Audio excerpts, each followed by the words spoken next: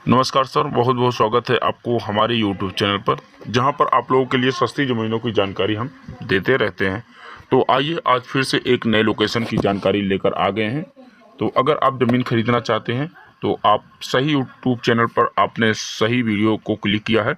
आपको यहाँ पर हम सारी जानकारी देते हैं, वो भी बिल्कुल मुफ्त में। अगर आप कोई अपनी ज़मीन बेचना चाहते हैं या फिर आप खरीदना चाहते हैं तो इस वीडियो को अंत तक देखना।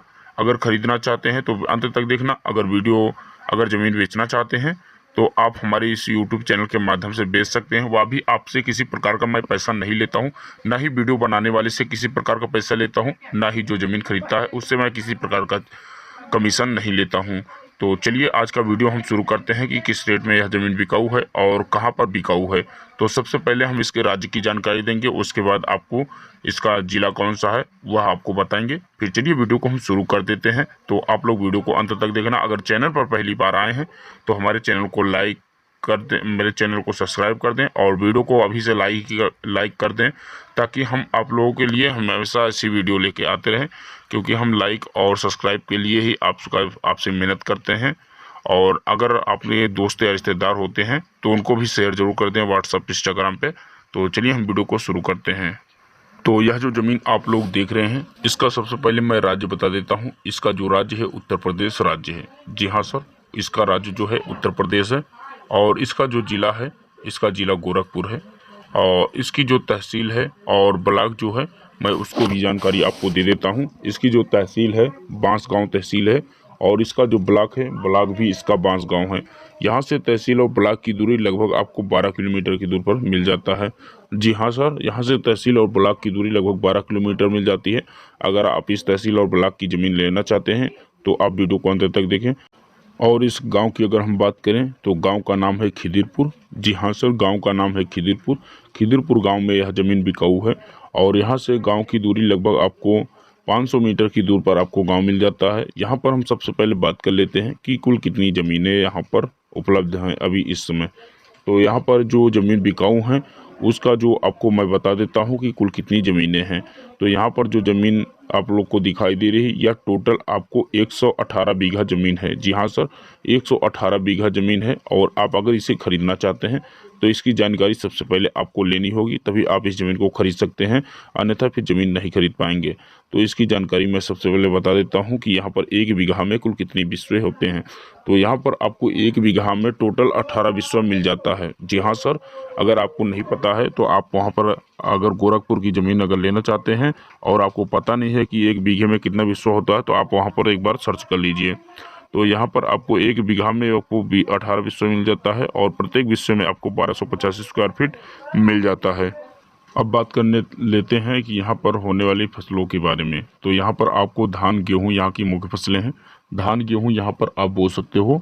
यहाँ पर आपको किसी प्रकार की दिक्कत नहीं होगी। यहाँ की पैदावारी भी बहुत अच्छी होती है। और यहाँ पर हम बात कर लेते हैं पानी के साधन के बारे में। तो आपको यहाँ पर पानी का साधन आपको दो तरीके से मिलने वाला है। एक तो आपको यहाँ पर आपको एक इंजन दिखाई देगा। तो आप देख सकते हैं वहाँ पर खंबे के सामने आपको एक इंजन दिखाई दे रहा है।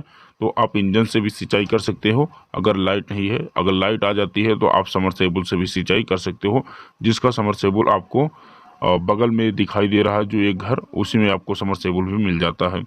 और समरसेबुल से आप अगर लाइट की व्यवस्था की बात की जाए तो आप देख सकते हैं खेत के बगल में ही आपको लाइट की व्यवस्था मिल जाती है। और अगर आप चाहते हैं रोड के बगल वाली ज़मीन लेना तो आप देख सकते हैं आपको रोड के बगल में ही, जस्ट रोड के बगल में आपको यहाँ पर ज़मीन मिल रही है जो कि पूरी बिकाऊ है।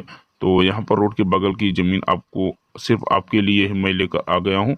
और तो चलिए आपको बता देते हैं कि यहाँ पर ज़मीन किसके नाम पे है और इनका नाम क्या है। तो ज़मीन के मालिक का जो नाम है अखिलेश कश्यप, ज़मीन के मालिक का नाम है। जी हाँ सर, अखिलेश कश्यप जी की यह ज़मीन बिकाऊ है।